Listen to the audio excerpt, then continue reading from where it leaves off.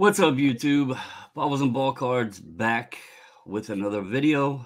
I have a special guest appearance with JD Sports Cards.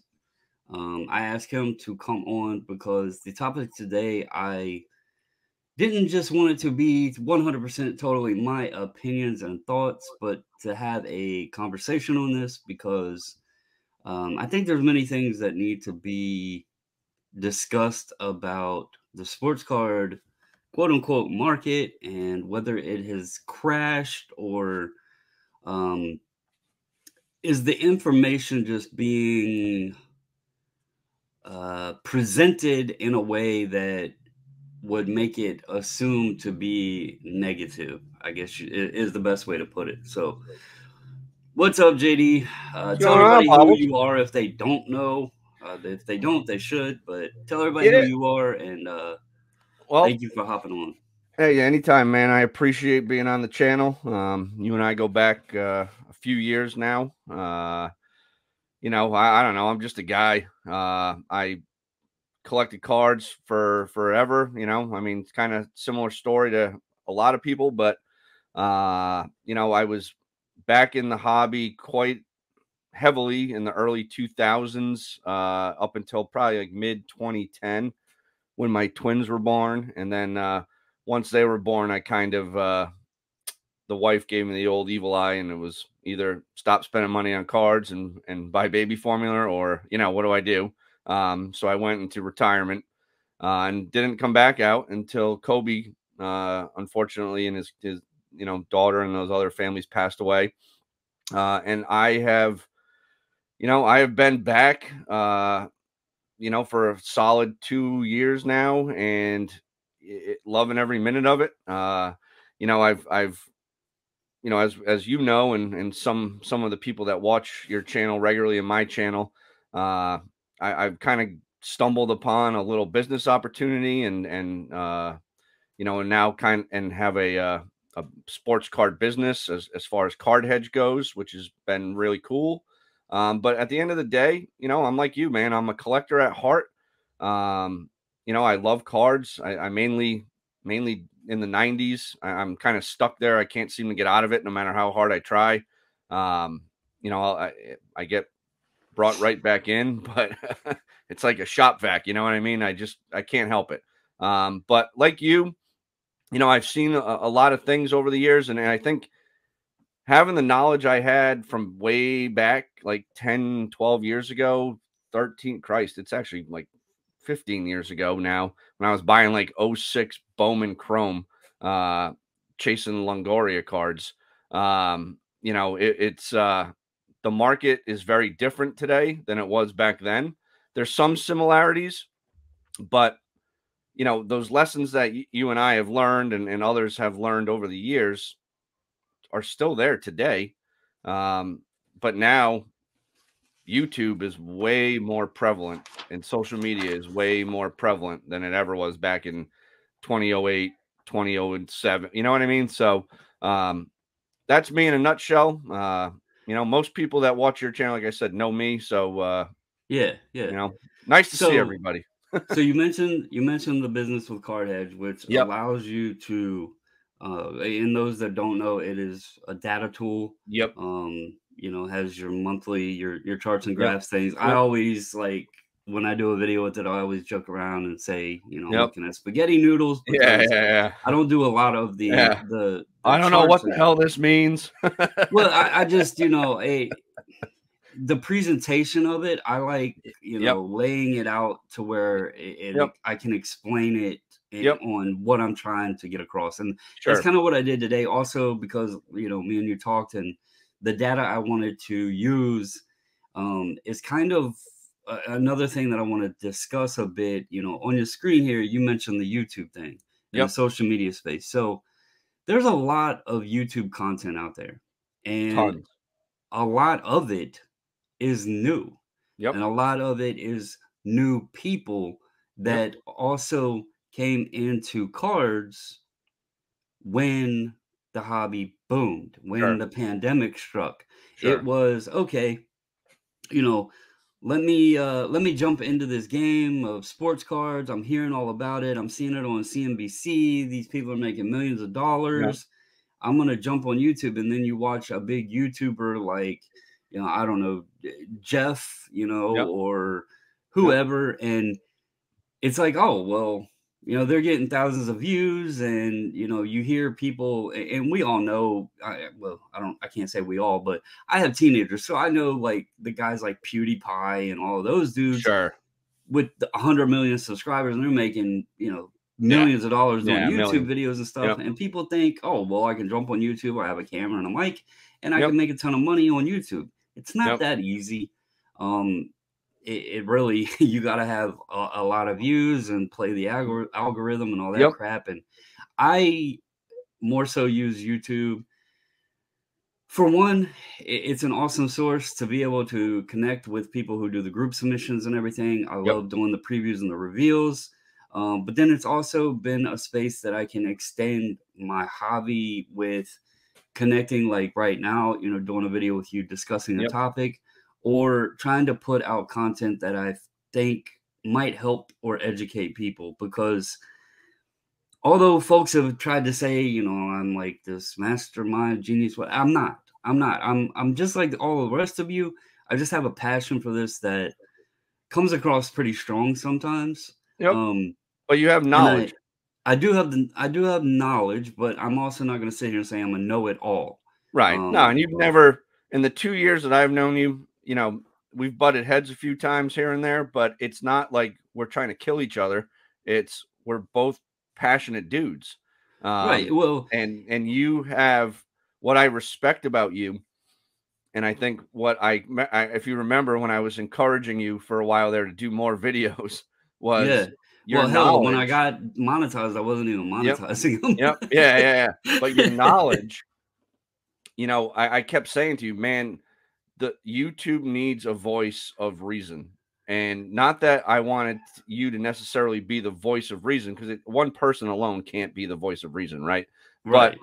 if you're consistently sharing your experience and your knowledge and your I guess experiences, again, I hate to use the same word like back to back, but over time, that lends it to credibility, right? Because you were doing this for a long time prior to all this crazy shit. When I was out of the hobby, you were still buying packs, ripping wax, collecting cards.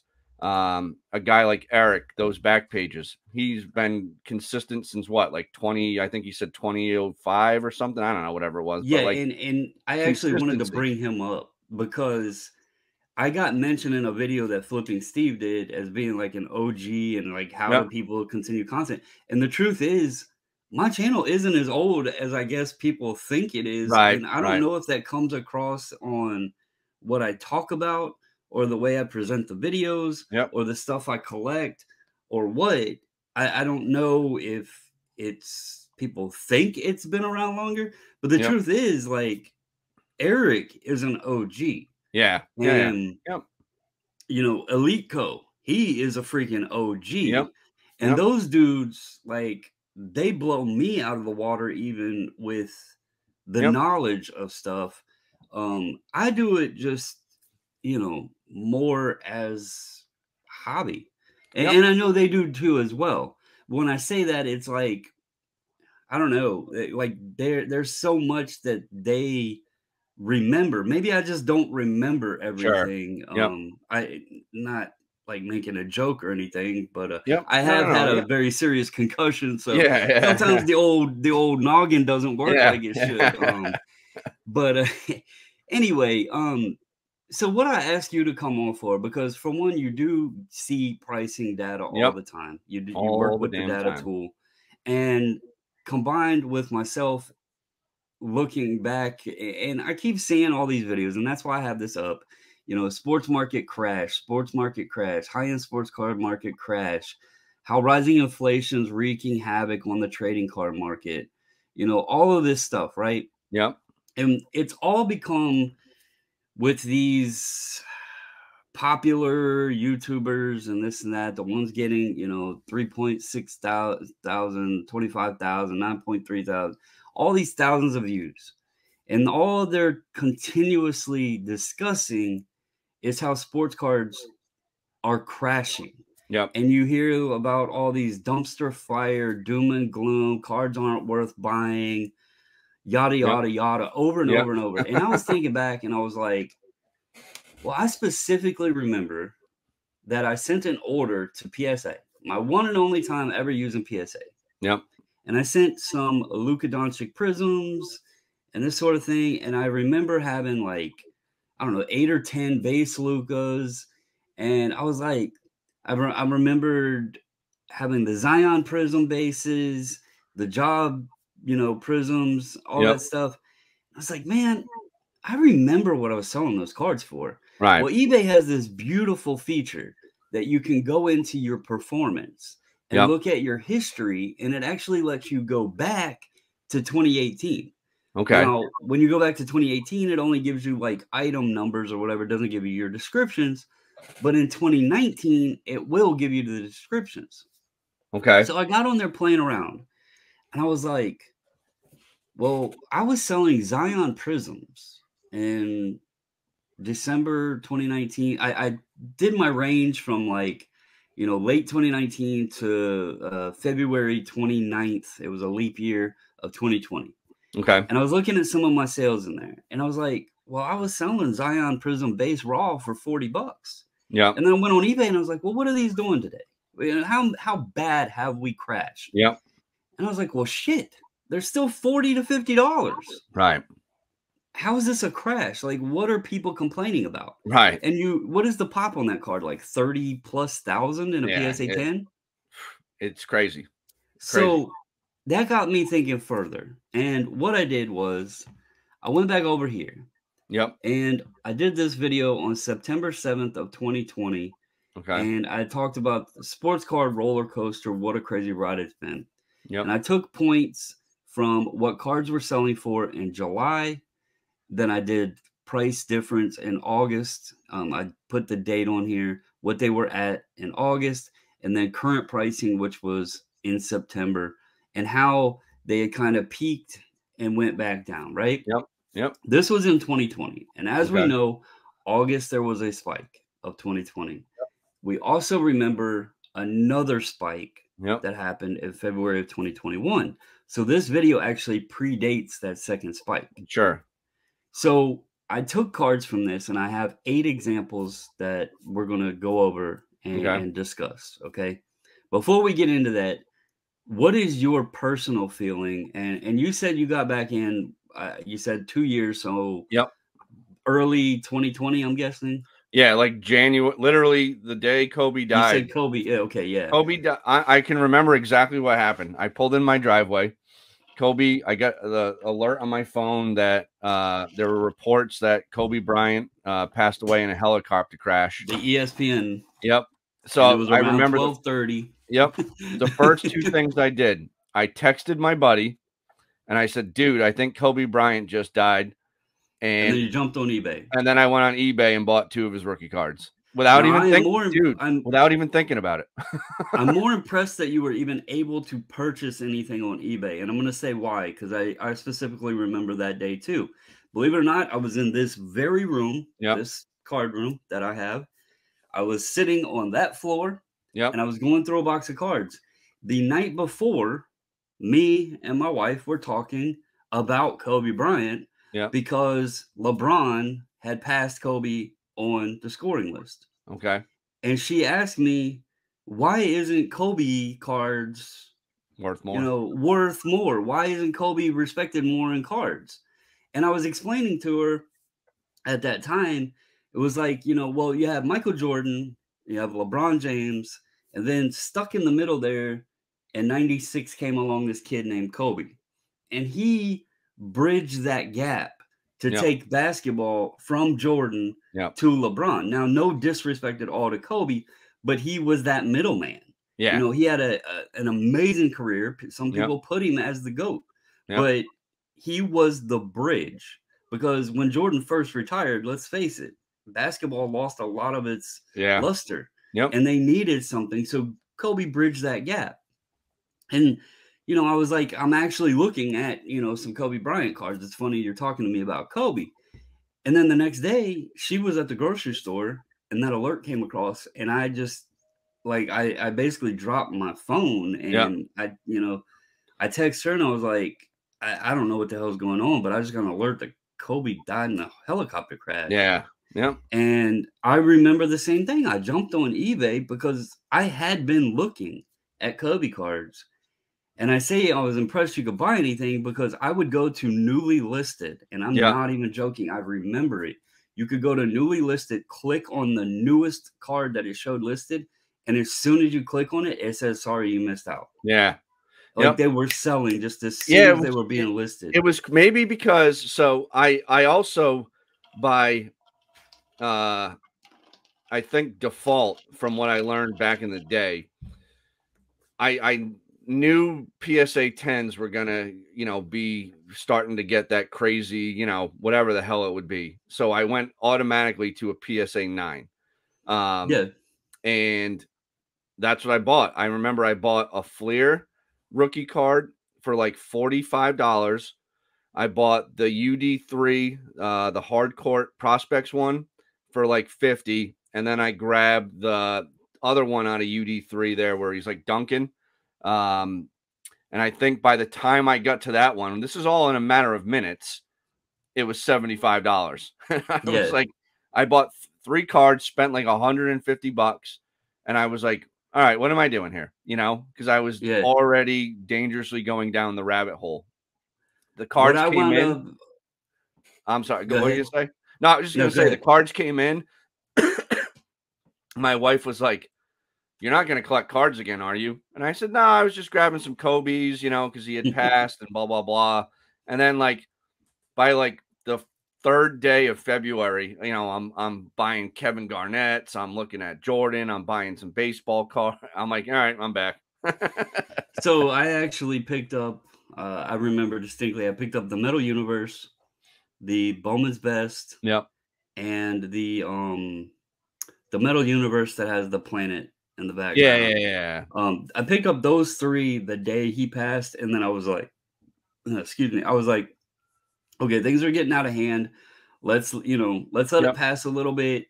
Things will settle back down, and then I'll go back and pick some more up. And sure enough, in about 2 weeks, his prices had settled back a little bit. That's when I bought the NBA at 50. Yep. I bought the Topps rookie. I bought the Airs. Yep.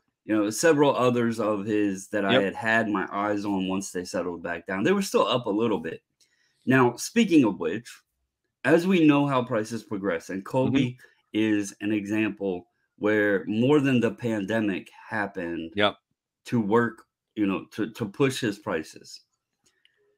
My question for you is, we've already discussed this, full disclosure, so Yep. he knows some of the pricing. But before I told you that stuff, Yep. where did you think cards were today compared to 2019? And again, you weren't in cards in 2019, Yep. you said, but you kind of probably had a little bit of a gauge. You Sure. might have Yeah. peeked Yeah. at eBay every now and Yep. then, Yep. but you weren't buying anything. Where No. would you think today, with all of this doom and gloom, dumpster fire market talk, Yep. and seeing prices, you see the graphs and Yep. everything, but your charts only go back, I believe it was July 2020.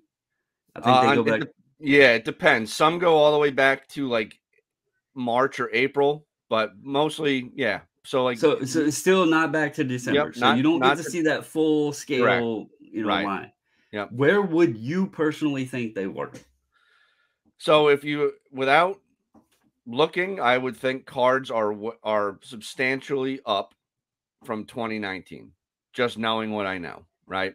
Um, I don't think, and again, I look at data and these charts and graphs and whatever literally every single day. Um, and just from 2020, when we started, right, things are substantially up. So I would, without even thinking, substantially. Okay, so we're gonna go ahead and I'm gonna pull up some of these cards. We're gonna start small. We already Okay. spoke on Kobe. Yep. Now, for everybody out there that's listening or watching, every card that I give an example of is going to be a PSA 10 copy. I did this to streamline the data. There's no, oh, well, this is a 9, that's an 8, whatever. This is all PSA 10s across the board. There's no serial number cards. There's no parallels unless you want to consider one of the cards, which every card is a silver. These are cards that I had in my sports card roller coaster video from September of 2020. So you can go back and look at that data if you want. Yeah. I pulled all of these pricing numbers up from PWCC Marketplace Research data. And so you can go on there and confirm if you want. But anyway, I'm going to pull up probably the smallest one of the list. Okay. And that's going to be not Giannis. We're going to pull up the Juan Soto. I'm going to start small, and we're also going to start in baseball. Now, as we discussed, I think a lot of, well, we'll get into it. Yep. According to this graph, and, you know, you have the numbers over here, but I'm going to read out the numbers for people. So we talked about this before we went live, right here, December 2019. Now, Soto is an interesting character because October of 2019, the Nationals won the World Series. So his card got a slight bump. I remember buying these cards for $15 during the World Series. Okay. But in December of 2019, PSA 10 copy, this is his 2018 Topps Update Chrome. So this is the Chrome update. It was $60 in a PSA 10. What I did here, and this is going to be the same for all cards, but I did a June 2020 number. I did an August 2020 spike, and then I did the February 2021 spike, and then I did current day data. All right. So in June, which would have been 6 months from this December date, the card had doubled in price. Now, by June, we know the pandemic had started. People were coming into sports cards. There was a lot more talk from your famous friendly faces on YouTube. Your popular guys had gone in full force heavy talking sports cards, and the card had 2x'd. All right. Not terrible. 2x, $120. He had won a World Series. Kid was what, 20 at the time? I think it was 20. 2021, somewhere in there. So not terrible. And then in August, we had the spike. Okay. It hit 260. So it was up $200. Now, again, that's why I wanted to start small here, but it was up to 260. In February, on the second spike, it hit $450. This was in 14 months. This card went from $60 to $450. What is your thoughts on that? So, I mean, you're talking what, almost an 8x, right? A little less than 8x. And what did you say, 14 months? In 14 months, nearly 1x per month. So, again, neither one of us are financial guys, but if you told me, you know, you could get an 8x return in 14 months on something, I think most people would say, well, what's the gimmick, right? Or this has to be a scam. You know, to me, that's geez. I've done a few videos on this stuff. Like I always refer to February 2021 as fake February, because it was not real. Okay, but let's remove February. And then we're going back to looking at an 8-month period that the card went from 60 to 260. So you're still looking at over a 4x. Right. Which is phenomenal. Phenomenal in not what, 6-7 months, right? And let's remind folks, this was off-season time here. And went up 4x. Right. You know, this was 2 months removed from a World Series right here. Right. And August 2020, August 2020 was bubble ball, right? August 2020 was the Nationals not very good because they had gotten rid of Anthony Rendon and everything. Yeah. So But and bubble baseball was not the greatest thing ever either, Right. with no fans and whatnot, and the card's still 5x pretty much, you know. So And now today, what is it at? what's that? What's it at now? So today it is at $160. Now it Okay. is at a 2.67x over December. So we are now 2.5 years removed. And you are And at just just over a 2.5x in which two is and a half years. And it's not a huge increase. It's up $100, right, but this isn't a card that is difficult to get your hands on. right, It's the Chrome update base Juan Soto. Base cards are dead, right? That's the another thing that we're gonna see here, that base cards are dead, but right, really are they? Is the card market really crashed? So right, that's the Juan Soto. All right, next we will go to another base card. This is another low one. We'll right. start off soft. Here is a card that everybody loved. The Luca Doncic 2018 Prism base. This is Yep, no trickery with silvers or anything like yep, that. This is the base card. PSA 10 copy, as I stated, in December of 2019. And now I will remind everybody, in November of 2019, Luca was hot as hell. That's kind of when I like to say Luca became Luca. yep, He was putting up triple doubles every night. The yep. kid he started blossoming into his stardom. But in December of 2019, the card was $200 Okay. in a PSA 10. Um, June, and I have the date here, June 22nd of 2020. So, 6 months later, it had 4x'd. Wow. It had 4x'd. Now, again, basketball wasn't being played.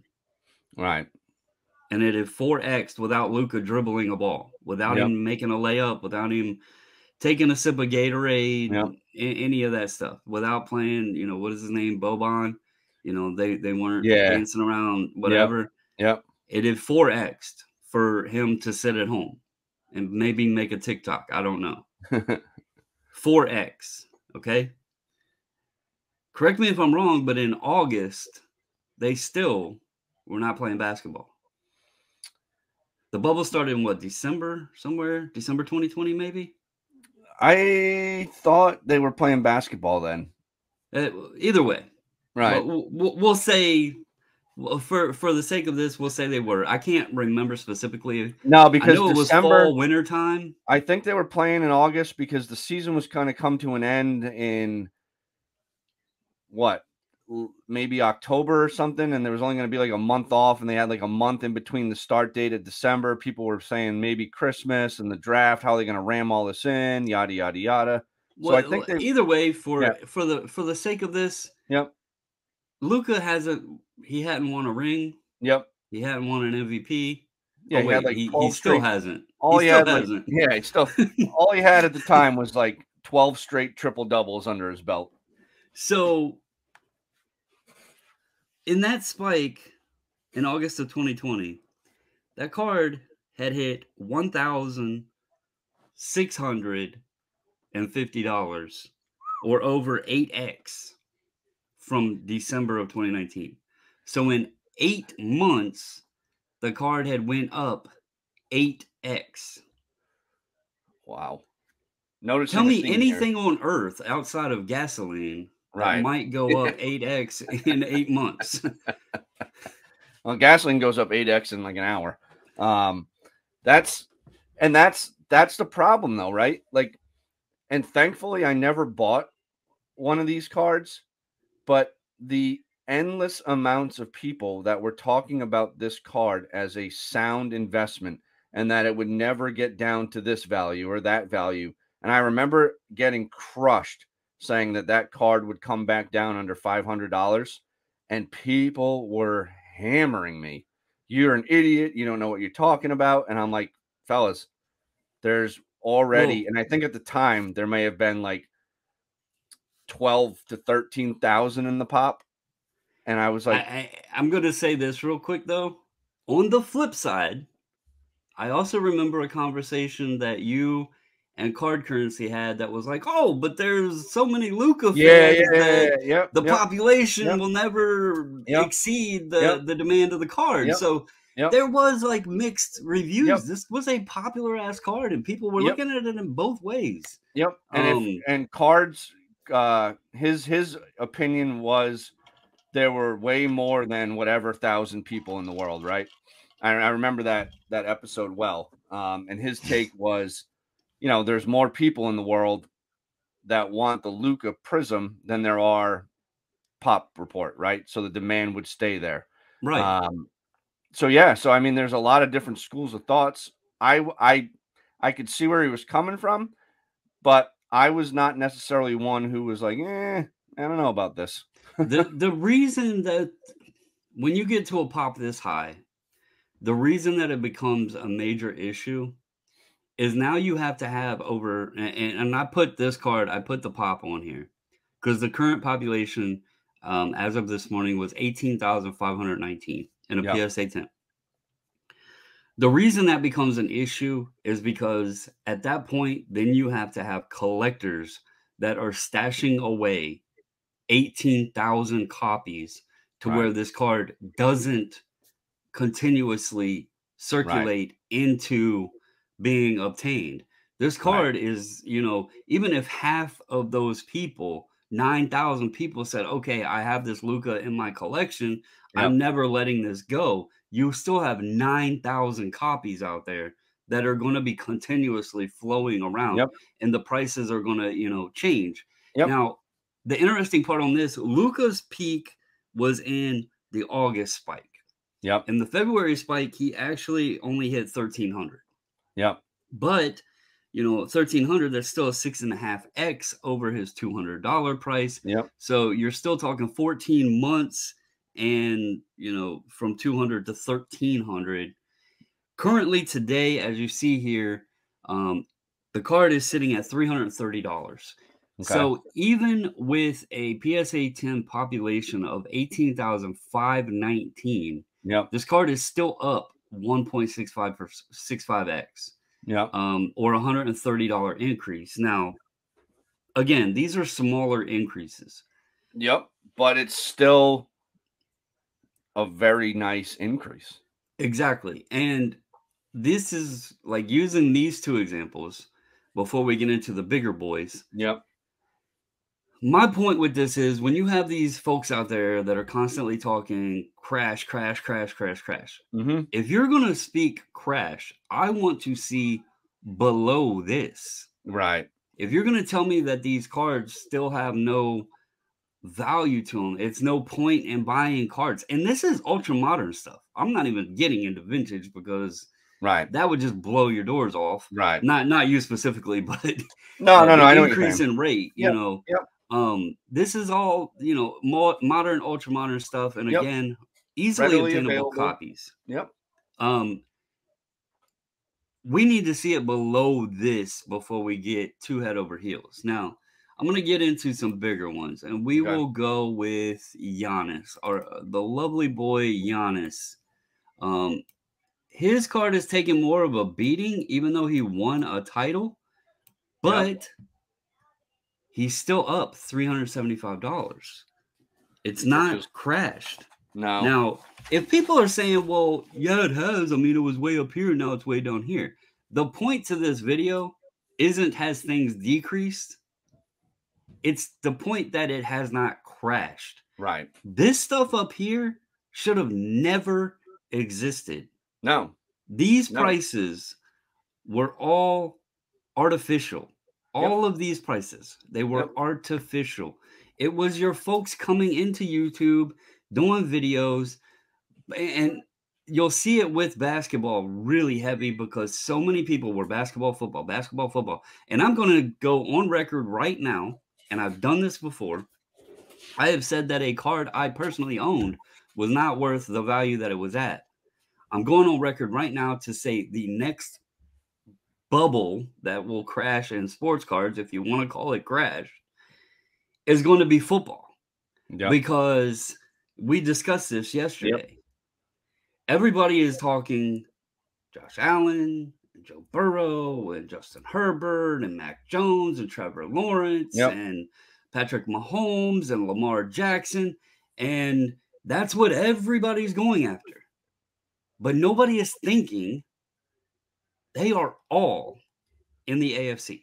Yep. Every single Yep. one of those guys. I just named off what, seven Yeah. quarterbacks, all in the AFC. Even if they each won a Super Bowl, it's going to take the next 7 years Yep. for that For to that to even happen. happen. Yep.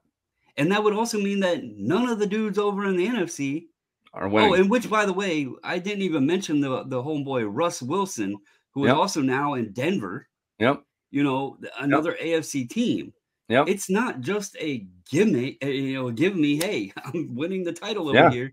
Tom Brady's still playing too. Tom Brady's he's sitting over there at Tampa, like, hey, y'all stacked the AFC. Yeah. I'm going to the other conference Yeah. because I want to at least play in Yep. the game. You Yep. know, you got Derek Carr. People love Yep. Derek Carr, another Yep. AFC quarterback. Aaron Rodgers. Well, Rodgers is NFC, but Right. you get what I'm saying. The Yep. AFC is stacked, Loaded. and only one team can make the Super Bowl. Correct. So, Correct. you know, spending these high 5-6 figure numbers on some of these players. You know, I did the video on Prism, and what was the blue Prism Justin Herbert at $5,500 or something like Yep. that? Yep. Why? Right. Like, Well, it's really, like the why? $100,000 Mac Jones card. Yeah, I What's mean, going on here? it's You know what I nuts to mean? me. Brady is the only guy in existence in the entire history of football to do what he has done. Yep. Yep. If you think that, okay, well, now we're in 2022 and he might retire in the next 6 years, Yeah. that somebody else is going to come in and win, 7 rings, more than any team in history. Right. Right. I think you're very, very wrong. No, and I agree with you, man. Like, looking at these different prices, right? I think, and we've only looked at a couple, but what is important here, this 1.56, the 2.67, the whatever the Luca was at, like 1.67. So like right around that 2x mark, right? In 2 years. Mm-hmm. That's really good, solid growth. Right. And That's a natural growth. Yep. And if you didn't have what occurred in between December of 2019, if we remove these, yep, and you just did 2019 to current, you'd have charts that all look very similar. Everything would be this nice kind of gradual rise up and to the right, like everybody likes to say, right? But because of everything in between, of COVID, of all this money coming in and things like that, we have this ginormous, Mount Everest. And as you know, just like we talked about this last night, whether it was the .coms, whether it was the housing market, whatever it is, when things get overheated, they have to go and come back down and they settle. And it looks like cards are settling at a place that is still right around 2x more than what they were prior to COVID, which to someone like you and me is a really great sign. Because if I can buy a card for $100 and you tell me in 2 years it's going to be worth 200 or 300, I'm in.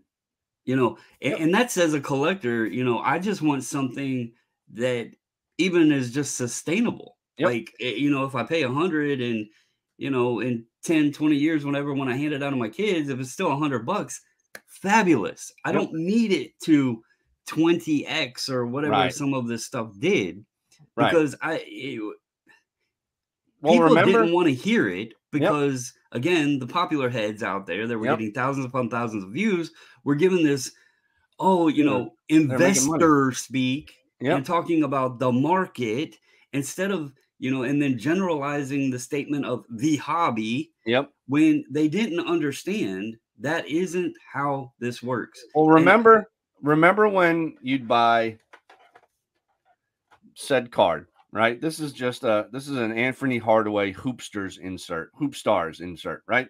Nothing crazy. But remember when you would buy this card for $2 and it would get mailed to you Mhm. 3, 4, 5, 7 days later, depending on where you lived. And by the time it got to you, it was worth $10 or $20. And you were like, I just got to put it back out there and sell it. Or I'm going to grade it and sell it and Well, make 5x. I discussed with you because there was some cards, and I am bad about. I'm really, really bad about buying things to flip. Right. 99.9% of what I purchase for my collection. Yep. I sell things that I get out of packs or whatever that I Yep. don't want. And that's kind of how things, the Yep. cycle of my hobby life. Or I'll buy something and I'll be like, and I did this with football and basketball. I loved football and basketball when I was growing up. The game today, and no Way offense different. to anybody that enjoys it, Yep. but it sucks to me. It's Yep. boring. Yep. Very different. Basketball is just go outside the 3-point line or shoot from half court, whatever. No defense.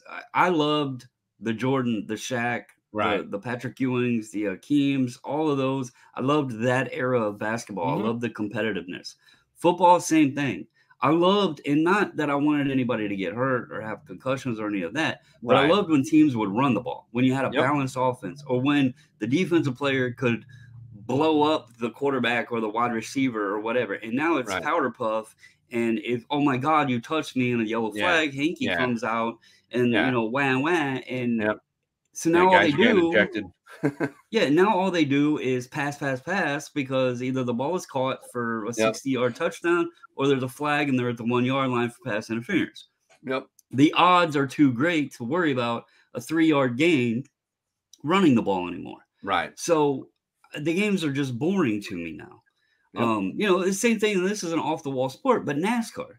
I used to actually watch racing, but Okay. now all of the cars are the same exact body style, Yeah. and Right. most of them all have the same engine in them. Yep. And that's just boring to me. It makes no sense. Like, Yeah, it's like give me back in the day when there was Pontiacs and Fords and Chevys and everything else, and they looked like the actual cars that are on the road, and they could modify their engines to there was who had the biggest mechanical brains. And so it's the evolution of sports, and I know they're doing it for entertainment purposes and all of this, but it's not entertaining to me because growing up playing sports, it was beating your opponent in a competitive manner. It wasn't participation trophies and, well, let's put up the most points on the board. Hockey, I heard, I can't remember who it was. It was those back pages video with Scott and them, and he was talking about hockey back in the day. This games would be like 10-8 and everything. Right. He's like, today, it's not that way. I love that. I love that hockey is a fast-paced, competitive sport today. Yep. And that's why I've picked up and started watching it a lot. So, back to the cards, I sold my, a lot of my basketball stuff. Yeah. One, because I just decided I didn't have the interest in the sport anymore. Yep. But two, because of these numbers right here. Now, I'm not sitting here bashing it because, it helped me. It was a perfect advantage on my behalf. I should not be sitting here talking why the crash and stuff needs to settle a bit, because we're not crashed. We are still up.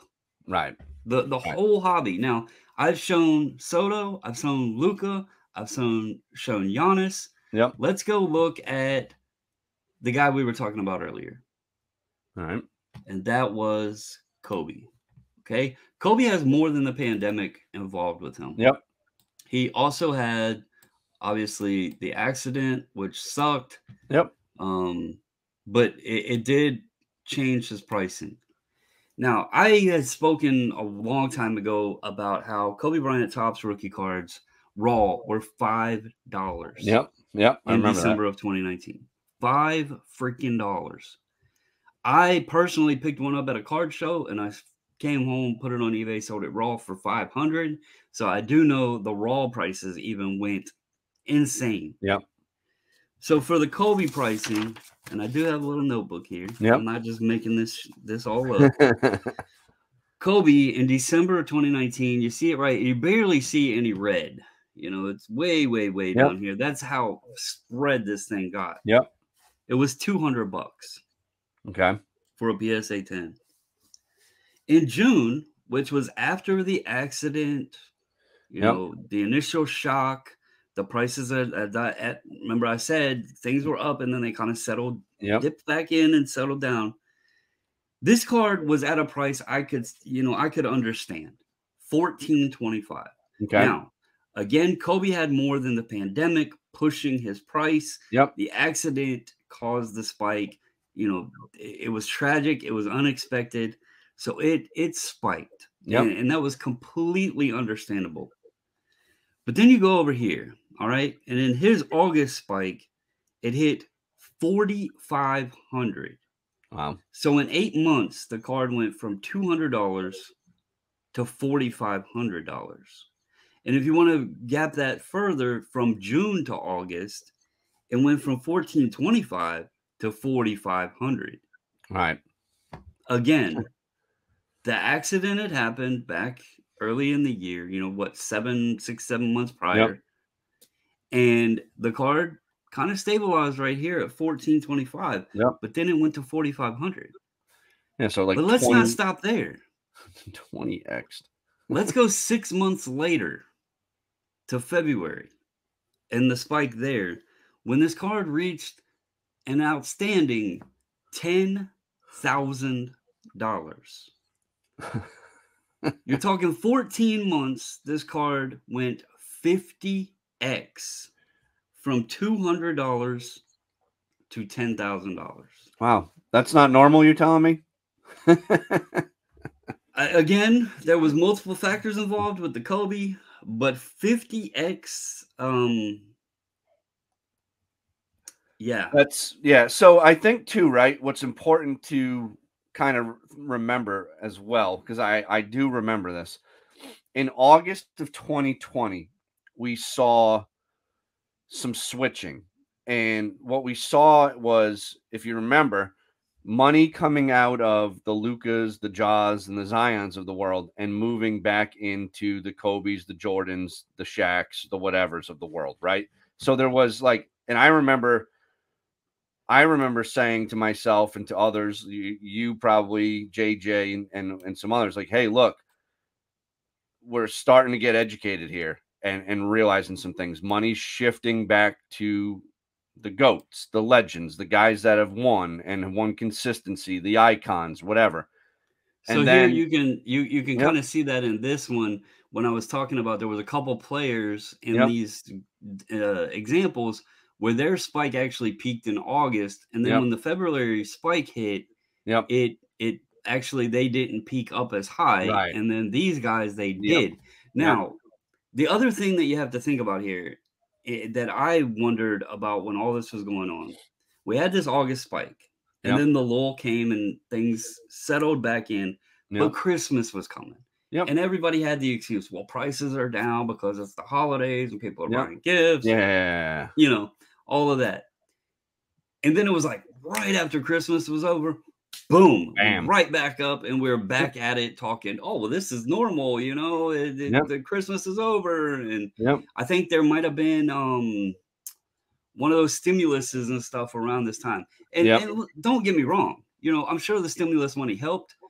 But I don't know about you. I wasn't getting a $10,000 stimulus check to go buy a Kobe Bryant. No. You know, it's like, how did the stimulus create $10,000 in Kobe Bryants? Right. And don't forget, too, right around this time, you had the fractional companies now out there as well, right? So that threw some more gas on the fire because they were scooping up things to resell as fractions, right? Or shares on their platforms. I believe the Jordan also, it was around this time, hit the Hit the 800,000 mark, you know? whatever it was, 820,000 with the buyer's premium or whatever. Yeah. It went bananas, right? And then I think right before that, was it right before that the Mickey Mantle sold for like 5.2 million? I I want don't to say remember that, all of the time. There was so much going on in yeah. So these periods. I want to say in January of 2021 it was when the Mantle sold for 5.2. And then there was a LeBron exquisite sale.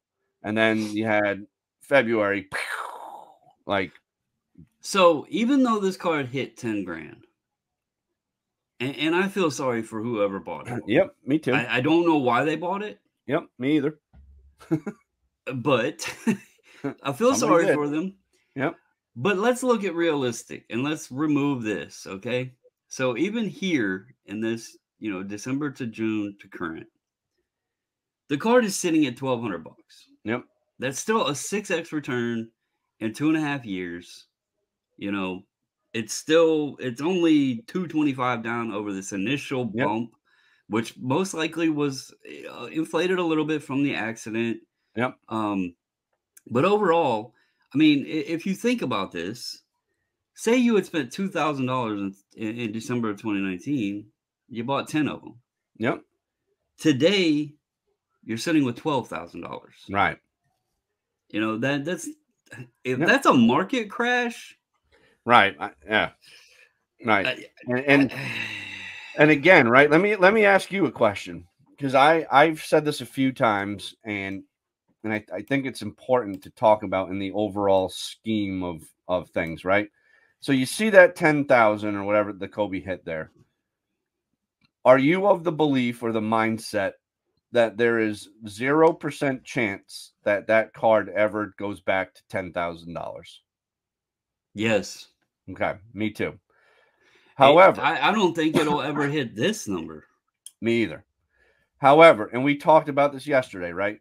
Even if that card, which is at 1,200 bucks right now, even if it goes down the next few months and settles at like $500 to $600, You're it's still up. still 2.5 to 3 times more than it was in 2019, which again is a hell of a day at the office, Right. right? So So let's the see here. problem is too, right? The other thing to think about is this, like this bar graph that you have, if you took an arrow and drew straight down, we're looking at like a free fall, right?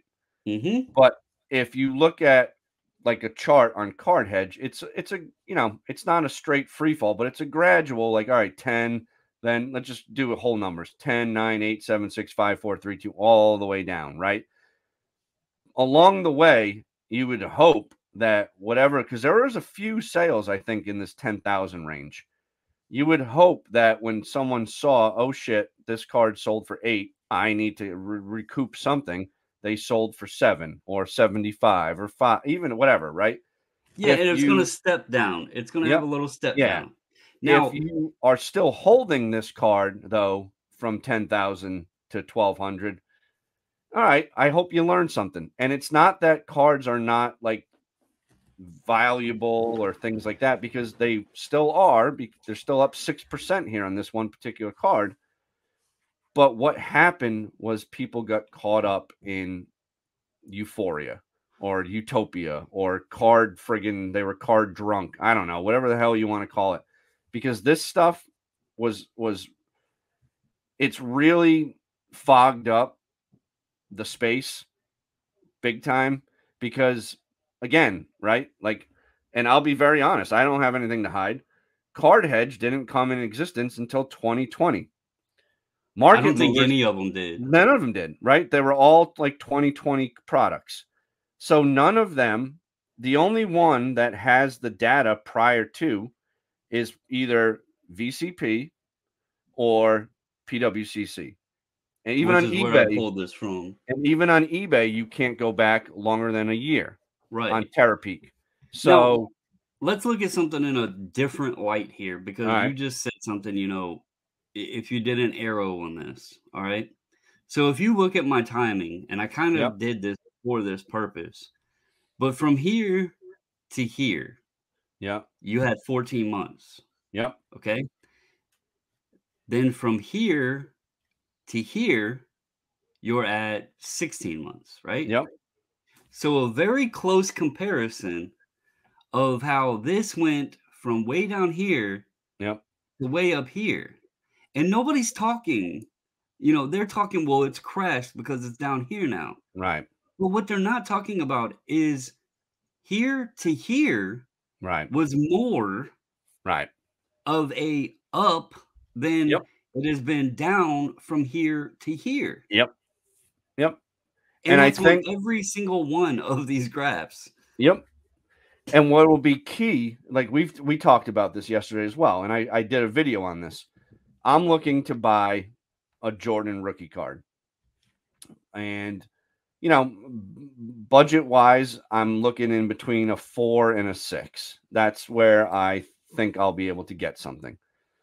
But with the national coming up in what, a month, and I want to see what's going to happen there, and then I'd like to see what happens through the remainder of the year, not the year, the summer, and look to try to buy something in the fall, because what I think is happening or going to happen, and you're kind of showing it, is things are starting to level off to a price that is much more realistic and consistent and healthy versus, oh God, if I buy this card now, it's going to be 2,000 or it's going to be 1,000, and I paid $3,000. And I said that's the analogy I used.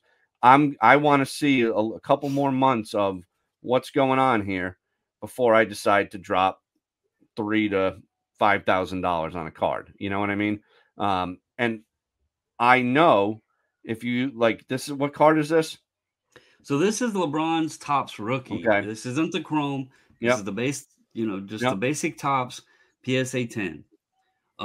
I purchased a PSA 9 of this card in February of 2020. It was when I bought my Ovechkin and the Yep. LeBron after selling Zion Prism. I sold 3 Zion Yep. Prism cards, flipped that money into the LeBron. I sold my LeBron PSA 9 at $2,050, I believe, during this spike in February of 2021. Now, this is a PSA 10, but this shows Right. the same trajectory that I was just showing with Kobe. And let's be real, no knock to LeBron, but people have gotten a sour taste in the mouth with him. Yep. He hasn't done the greatest of, sorts in LA. I mean, look at the debacle out there this year. They were terrible. But what has that card done? Well, here it was $525. Yeah. Okay. Not bad. 6 months later, it immediately went to $3,901. Wow. I don't know why I had the 01 in there, but anyway, $3,900. Yep. Yep. Yeah. In August, it went up to $5,500. February of 2021, $9,500. Wow. So from 525, almost just the same pattern as Kobe, 525 to 9,500. That's the Granted, base. That's just the paper tops, right? that's just the paper tops. Yeah. Okay. Granted, the Lakers did win the title. Yep. Okay. So I will give that a little bit in here, but it's the same pattern. Yep. 9,500 in February. It's currently sitting at 2,250, even with all of the LeBron ups and downs, not doing great in LA, yada, yada. It's up 4.29x since December, or $1,725. Which, right, I think is, when you look at LeBron's body of work over his career versus the guys like we showed, Luca and Giannis. Yes, Giannis has won a title, but Giannis was not hyped like LeBron was. Luca was not hyped like LeBron was. LeBron had major GOAT expectations placed on him from when he was in high school, right? Even in like 8th grade, I remember it. His games were televised on ESPN, the whole nine. He was the number 1 pick, and he pretty much has come in and done what everybody thought he would do. Never has really been in any trouble. Yeah, Nope. 18-year-old. He had the stuff when he was in high school where Yep. the guy gave him some jerseys Yeah. and he got suspended Yeah. from the team. Yep. The debacle with his mom buying him the Hummer, Yep. which then I thought was funny because Flair Ultra then, Yep. made the Yep. Hummer rookie Yeah. card with the Yeah. die Yeah. cast. But, Yeah. anyway. Yep. But Yep. yeah, this is the exact mirroring pattern of what the Kobe did. Yep. Going back to what you were saying earlier, where you thought maybe some of it was because of the money shifted out of the ultra modern. This represents the pattern of Kobe, whereas Giannis and Luca they showed the pattern of the August spike. Yep. So the Kobe and the LeBron kind of mirrored each other to a sense. But again, we're all, the point of this video is there's so much market crash talk. Yep. But if you could make on anything in this world, $1,700 in 2.5 years just by purchasing something and putting it in a display case, I don't think anybody's going to say no to it. Right. So, all right, let's get into, we're going to go look at football. All right. And I have the old boy, Mr. Patty Mahomes. Now, Patty Mahomes took a little bit of an ass whooping last year because, he didn't have the greatest start to the season, etc. Yep. But what has his done? So, in December of 2019, and this is his Prism, this is the card I said, technically people, it's the silver, but all of them are silver. So this I don't consider a parallel because all of them are the same thing. Yep. But in December 2019, you could have picked this up in a PSA 10 for $670. Yep. They did win the Super Bowl. So in June of 2020, it went up, and I have it at $3,038. So roughly just under it was a 4.5x multiplier in 6 months. If you go over to August, which was 8 months later, you could have bought this card in December at $670. In August, $7,500. In 8 months, $670 to $7,500, or an 11x multiplier. But if you would just waited, 6 months later for February, this card, I'm going to put it on an average here because there was sales that fluctuated, but it was going between $11,000 and $15,000. So if you put it at a $13,000 average, that's a hell of a lot of money over a $670 purchase in a 14-month time frame. That is insane. For a silver Prism, well, because they're all silvers. But it's his base Prism rookie. Yeah, base Prism rookie. 13,000 average price. Wow. For a guy that's won an MVP and a Super Bowl. Yep. But what were Brady's doing? Like, what's a Bowman Chrome Brady? In a 10? I mean, I know it wasn't much, prior to the boom. Yeah. They were pretty reasonable. Probably the same, if not a little less. I don't think they were more. And he has 7 of them. 7. He has 7 of those Lombardis. So, yep.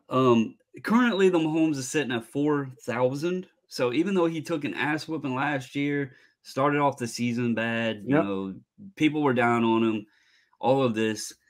This card, and when people want to talk investing, is up a 5.97x increase since December of 2019, so in 2.5 years. Right. Or it has gained you $3,330. Right. I would say that's a pretty damn good investment. Again, there's not much to say because it's when you factor in everything and you look big picture, if you bought and hold, if you remove these 3 charts right here, you weathered the storm and the temptations to sell, and you've lost from the 13, but you're still at 4, and you only paid, what did you say it was in 2019? $670. So you paid less than $1,000, and you can sell it today for $4,000. Hey, I don't know what else people want. You know what I mean? Like, I don't know. Put it into perspective. Yeah. Let's say you went out and you purchased a home. Yep. For, I don't know, 100,000. We'll do easy math. Yeah. 100,000. And then today it's up, almost 6x. So I told you, hey, you can go sell that house that you just purchased in December of 2019 for $600,000. Okay, bye. Are you going to bitch? Your equity that is risen on your house is now up to $600,000. I'm going to have you going to say the housing market is crashed? Yeah. Yep. No. And that's the thing too, right? Whenever people tell you about investments or investing, right? Things get hot, right? So back in whatever the hell 2008, it was the real estate boom. And people were, well, that was a little different because they were giving mortgages to people that had like $3 in their account. And they were like, you're good for $1 million. That was a little different. But over time, real estate has always been a very solid, sound, whatever, practical, logical. They're not making more of it. Because, right. And if you wait the whatever years, if you make if your house appreciates 1 to whatever percent, 3% or 4% a year, that's very, very good. So if you're telling me this card in 2 years' time, or not even 2 years, we'll just use 2 years because it's simple math. In 2 years, math has basically 3x a year. Yeah, I'm in. And I think now, Bobbles, like the big thing is going to be, and I mentioned this the other day when I did a video, and I think it was the Jordan video. You can't see, and I don't think you can see my cursor on the screen. But if we're looking at current pricing, we can't see next month. No. We can't see October, right? All we can do is either A, speculate, or B, just sit back and wait and do nothing, right? Right. And that's always been like, even though, you do the card hedge thing, and I use it occasionally, but that's always like been what I've said. Like, these tools don't do me any good because they're showing me what has already happened. Yep. And I can't reverse time to say, well, that was just this, last week. Can I have it for that now? That does me no good. And then again, I cannot predict what next week's going to hold. Yep. So I have to use, and that's why I love looking at a broader picture, to look at history and not just, it's also why I'm showing multiple examples here, all of the sports and everything, because you can learn a lot from this, especially when you're seeing all of these patterns. Like, everybody's talking what happened here to here, but nobody's talking here to here. They're not saying, well, no, we're not in a crash because this shit went from $670 and now it's, $4,000. Right. They're talking, well, people have lost their ass off from here to here. So cards are a bad buy. Right. But they were a bad buy when you were buying up here because you believed what people were telling you. Right. Yeah, you believed that this was realistic, Yep. You believed 13 was going to be 30. Right. Exactly. So that is the issue we're seeing. Now, I just have a couple more here. We're going to go over, this is, well, I'll do this one first. So, and I dropped the ball on this one. I didn't put the multipliers and stuff up, but this card actually is a strong one. This is Connor McDavid Young Guns. Okay. 2015 Upper Deck Young Guns, PSA 10. This card in December 2019 was a whopping massive $450. Okay. Don't we all wish we had bought one? Yeah, seriously. Now, this is the hockey market, and this shows a different picture than the basketball and football, pump or whatever the hell you want to call it. This shows more of a growth of a player who has became popular, but also I think some of this could potentially be reflective from outside sports people coming in to the hockey to purchase this card because he's the best young player in the game. Yeah. But anyway, so in December of 2019, you could have got it for $450. June 30th, 2020, it went to $850. So not even 2x Yeah. Looking at some of these others, that's laughable. Yep. Not even 2x. The August spike, we're going to call it a spike. Yep.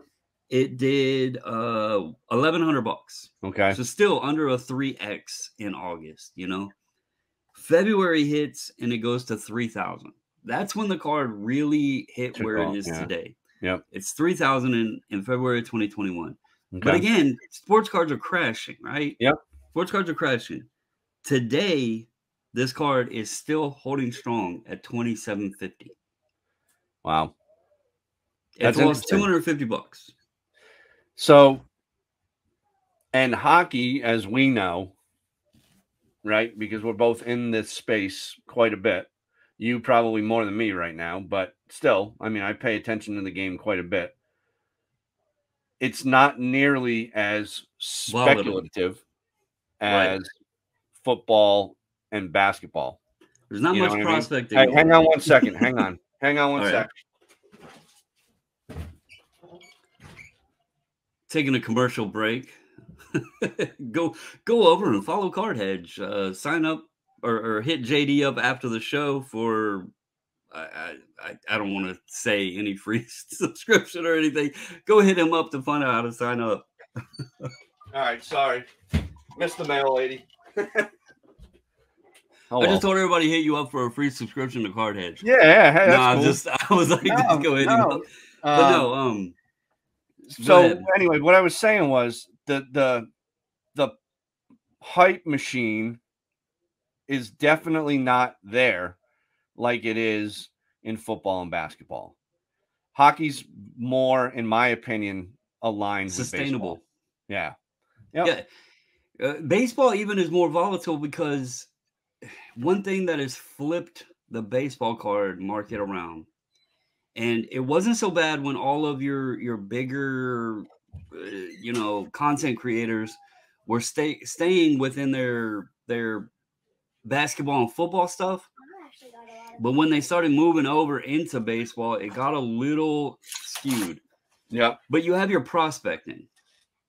So hockey is even different than baseball because when you get those first Bowmans, and the first Bowman market has changed. Yeah. It used to be you buy the guy, you sit on him, you pick the player you think has the best chance. Yeah. And you gradually wait and see if he makes the bigs and how he turns out.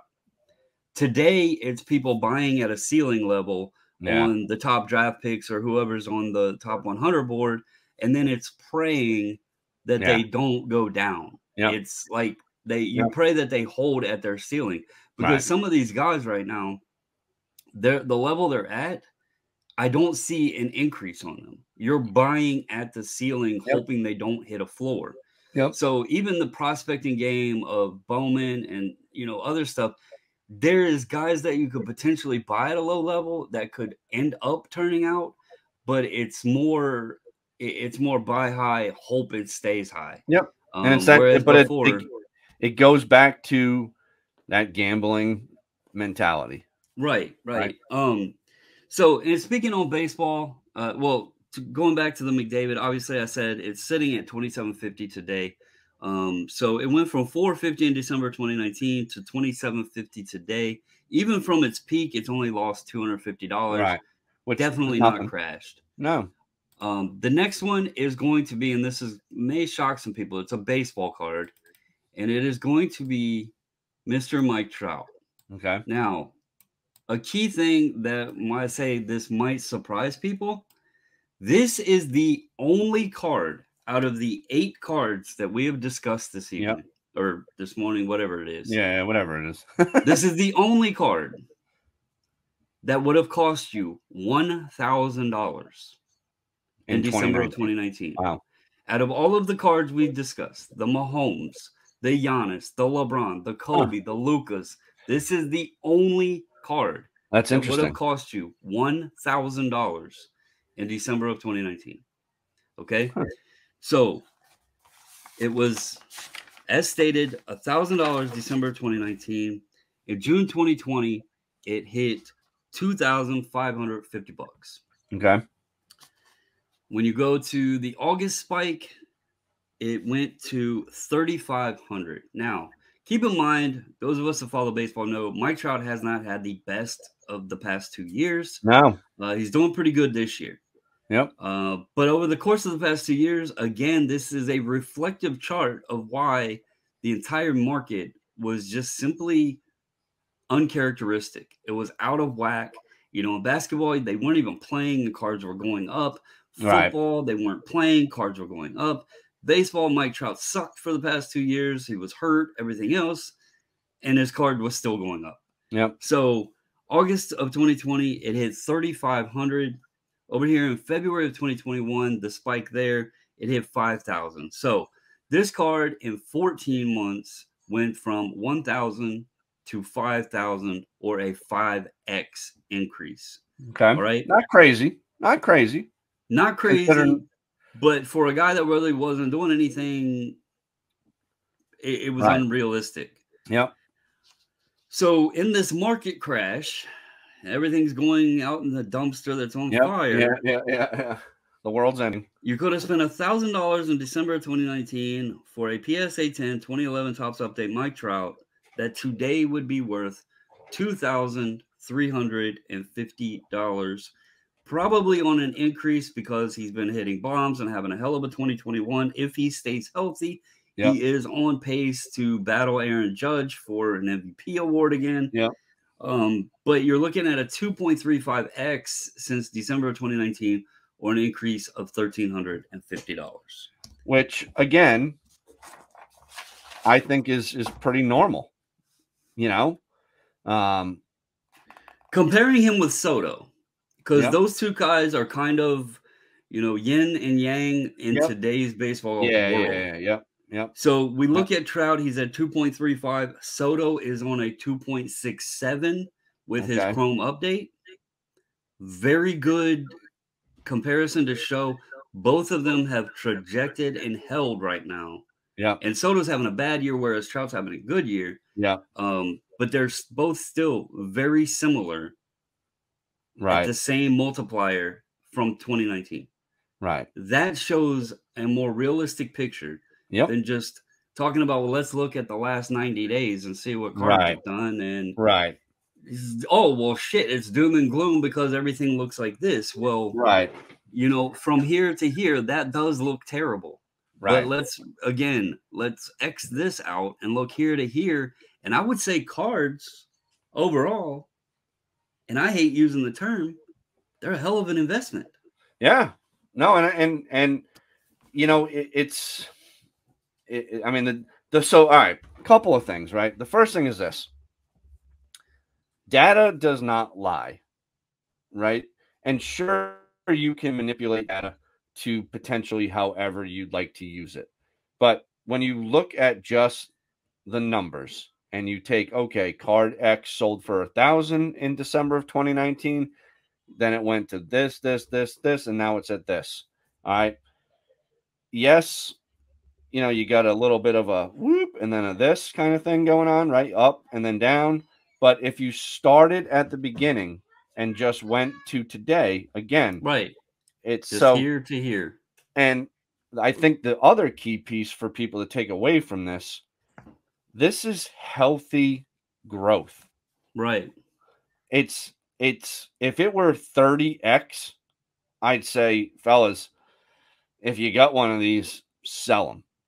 Right. And that's what everybody was doing in here, but people were defensive and putting up the shields and the force of, are we in a bubble? And it was like, no, SCI said that this is how things are. The graph shows this. It's got to be real. And it wasn't. None of it was. Right. And what I think now is this is kind of my thought process on where we're at right now and moving forward. I think that, or I should say, I believe, like people like myself, now it's been you got a good 2 years under your belt buckle again, and you've learned some things and you've seen some different things and yada, yada, yada. But you have the knowledge now of like, okay, what is a quote potential investment type card versus what is I'm buying this card, and the chances that it goes down in value are pretty good, right? It's And possible. it's possible. And the other thing is this, and there's been some real benefit to the PSA backlog. Let's send everything in. It's gotten It's allowed. definitely I so something that another thing, I don't see a lot of people talk about, but the boom, although it was false and fake Yep. as could be, and it Yep. should have never, like, these prices should have never even been there. Right. They should be erased, Yep. and they shouldn't even be looked at. Yeah. We can all Yep. agree on that. Or put an asterisk next to them, right? Right. But when we talk about a market crash and yada, yada, yada, something else that needs to be mentioned in this is it got people digging in their closets. Right.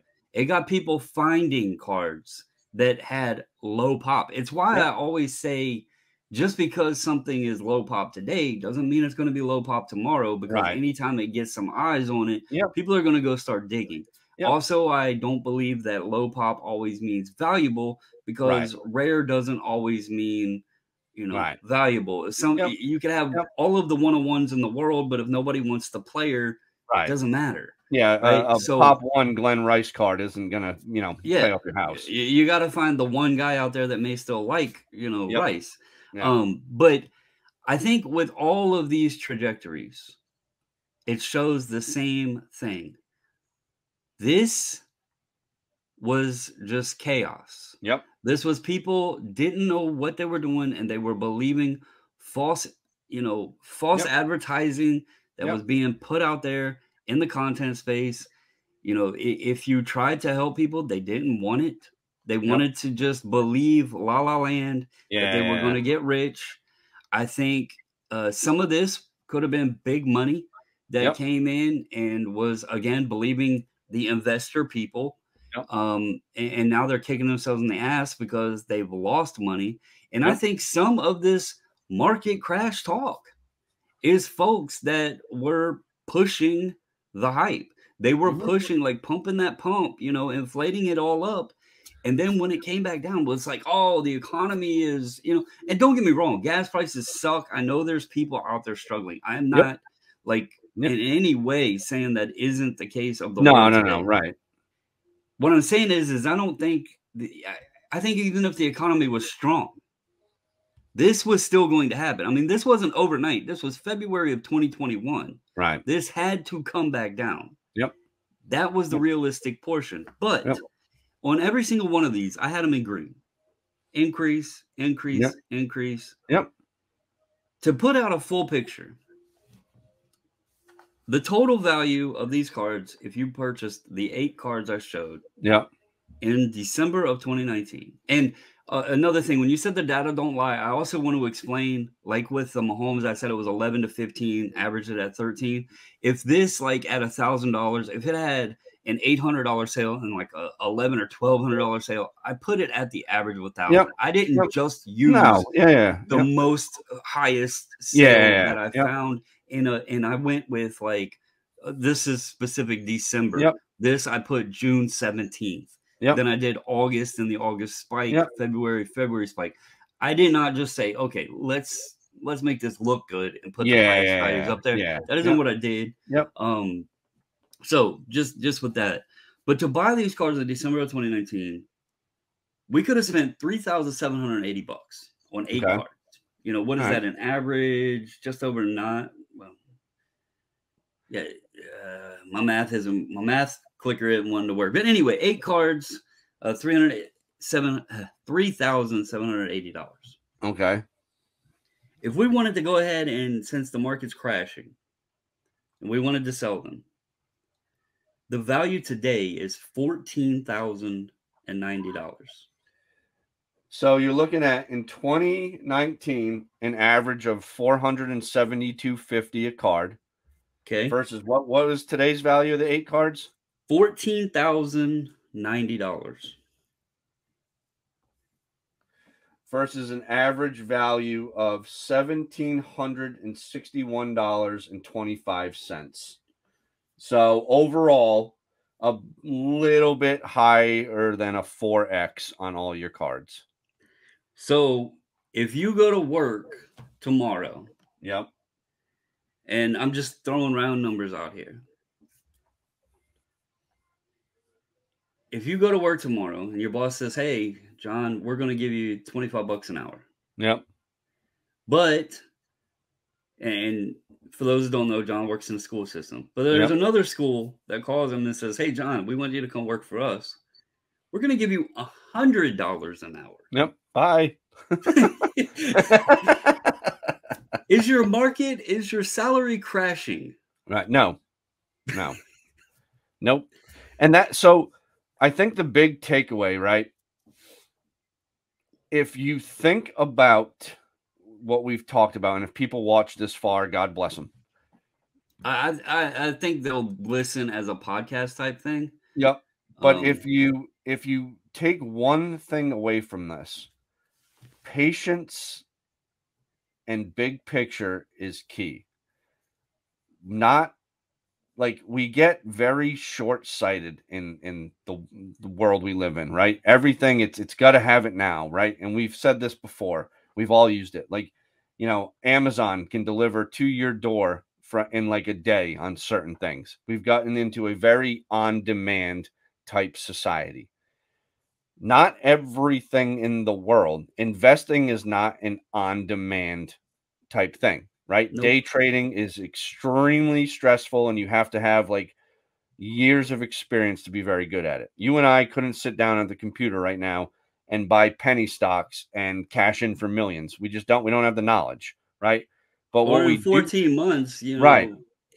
But what we 50x. do have knowledge of, and again, just speaking on this in terms of monetary value alone, if you buy cards that you like, you can't lose because you're buying something that you like, and the value does not matter. Yeah. B, if you are buying something as an investment to either cash in later on down the road or give to your kids or whatever it is, right? There's enough knowledge, websites, people on YouTube, whatever it is, put in your own sweat equity and learn, and you'll make the right purchase every single time. Now, I shouldn't say every single time, but again, if you're buying it for yourself, you're essentially making the right purchase every single time. If you're looking for an outcome that is of positive monetary gain, you have to delete the last year and a half of what happened in this space and look at what you just showed, 2019 to today. Now, could today, what we just talked about on these prices, could we do this video in the fall? Maybe we should, just to kind of see where we're at, right? In 3 months, could those prices be less? Yep. Absolutely. 100%. Right. Yep. The purpose, and again, if people do get this far, I appreciate all of you. I hope you give it a thumbs up if you like this. Go check JD's channel out. The purpose of this video isn't to mislead folks to say everything is beautiful. Right. But it's not. Right. There are cards that have dropped. I'll tell you now, I was gonna do more graphs, but I figured 8 was a great picture. Yep. All 8 of these cards are popular cards. Yep. All 8 of these cards are easily accessible. Yep. The only card, again, that was $1,000 in December 2019 was Mike Trout. Yep. That's crazy to even think about where these cards. Like when we talk about the LeBron and the Kobe's and like Mahomes getting up to $10,000, $15,000, and to think, well, in December of 2019, the only one in this group that was 1,000 was Trout. That's crazy to think about. But the purpose of this was to share further back than the charts and graphs tools that came about. Share further back than the pandemic. That's why I chose December 2019 as a good spot. It also showed the picture of Kobe before his accident. It showed 3 months prior to the pandemic hitting. It showed, roughly 6 months from the June comparison of a starting point to 6 months later where it was at. And then overall, we have a 2.5 year window and picture to show. All of this stuff, this If you want to speak crash on people had lost their ass because they did not listen to Right. information that was given to them very good, that I in turn would say was even downright misleading, then yes, the card Right. market has crashed. Yep. If people bought pre-pandemic, they are sitting pretty Right. with a good, like, in fact, it could correct more and still Yep. be perfectly natural and okay. Yep. So that's what this is all about. I get on here and there's so much negativity, you know.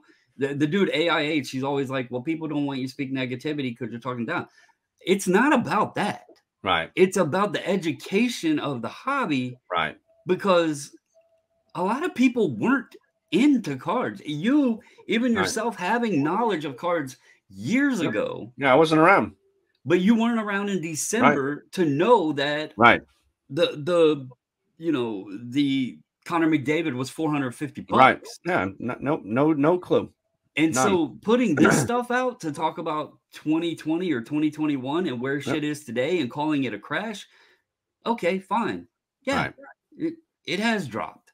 Right. But look at a further picture. Right. Everything is still up. Right.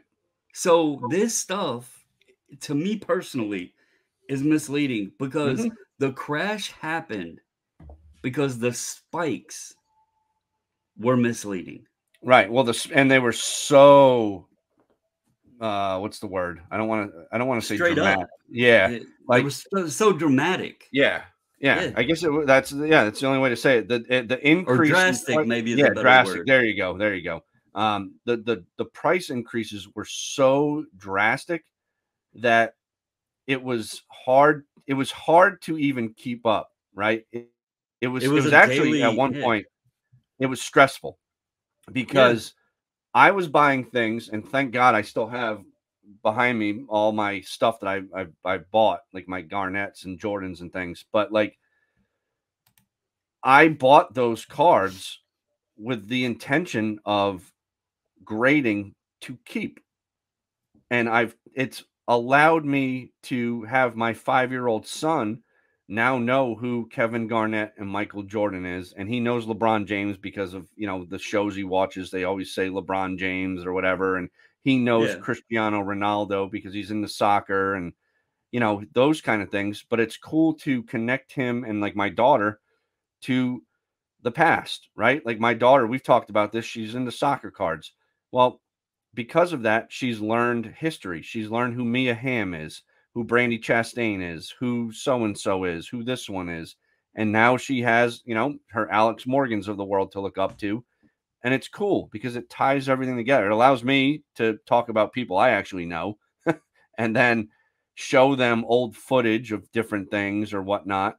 And at the same time, hopefully gives them that same passion that I had as a kid for collecting and going to the card store and spending all my money on cards. And you know what I mean? And Like, that's something like, and this is another topic really, yep, but I'll speak on it a second.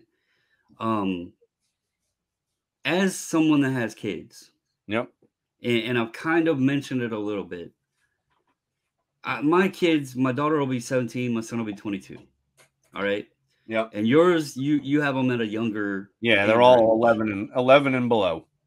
So the thing that I fear more about a card market not being good to buy into isn't what has happened over the past 2.5 years.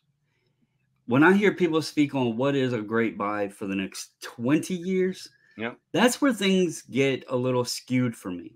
Right. Because I can tell you, my kids, they don't care about sports. Right. They enjoy Right. going to the minor league games with us Yep. or whatever, Yep. but they don't have, and I think a lot of this is due to free agency in sports. Right. They can't, they don't find a favorite player Yep. The because, connection and I remember it as a kid, Shaq, when he went from the Magic to Yeah. LA, and then, Griffey going from the Mariners to the Reds and stuff.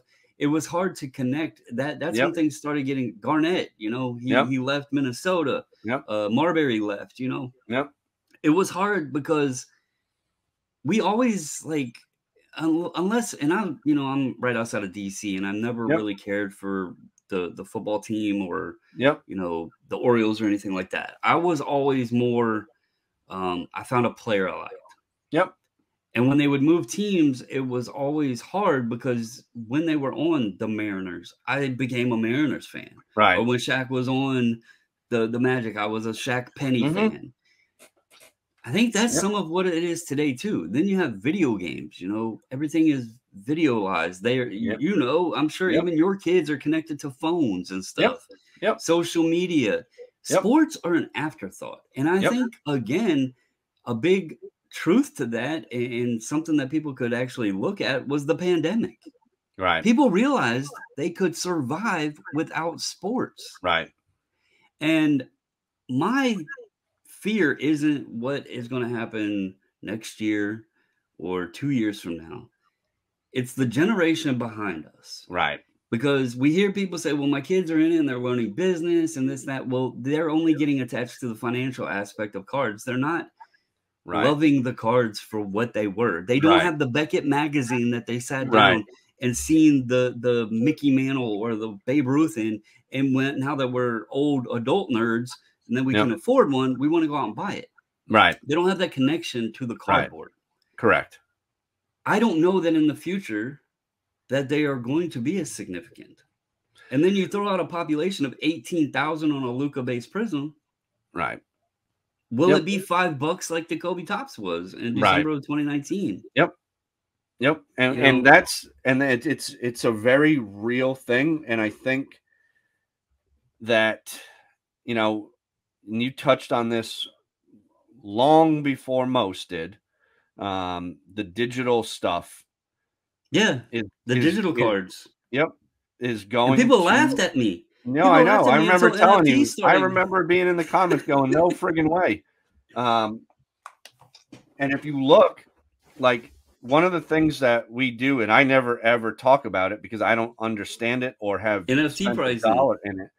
But the NFT stuff, if you look on Card Hedge, the volume and the transactions of those things, they're not like this dead thing. They're buying and selling more than sports cards by like huge multiples. It's crazy. Because you can do it right from here. Yeah. Yep. You can do it right from here. And that was my thing. Like, I didn't want everything to just be straight digital. My idea was a digital aspect. And it came about with the retail issue where you couldn't go to the store and just pick up cards. Pick up a pack of cards. You could still have that digital aspect, but the same thing where you could exchange them for physical form if you completed a set. I thought it would bring the collectability back to the hobby by, instead of, well, I only want, you open packs and you're like, well, who am I looking for? Well, when you get into set building, it's not like, well, I'm only looking for Luca. You might be looking for, as you mentioned earlier, Glenn Rice. Right. You might need that Glenn Rice card because that was the last piece of that puzzle to put that set together, and then you could exchange it for a physical copy of that set, a special limited edition. Yeah. That would give the card some value. And that would be cool. Connect to teenagers on an app when they're on their phone, and they're like, hey, Dad, I'll mow the yard for, $20. Can I, get $20 to buy this? This Prism digital pack or whatever, I could see that happening more. I mean, I can tell you right now, my son was heavy deep into Fortnite.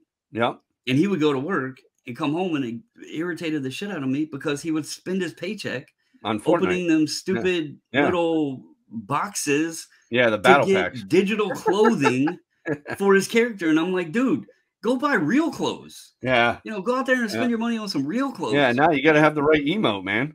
Right. It's like, so think about that in the terms of kids did get connected with sports and the cards and everything else. You could have both worlds, digital and physical copies of it. And it would bring the collectability back into it because you're not just searching for that top rookie.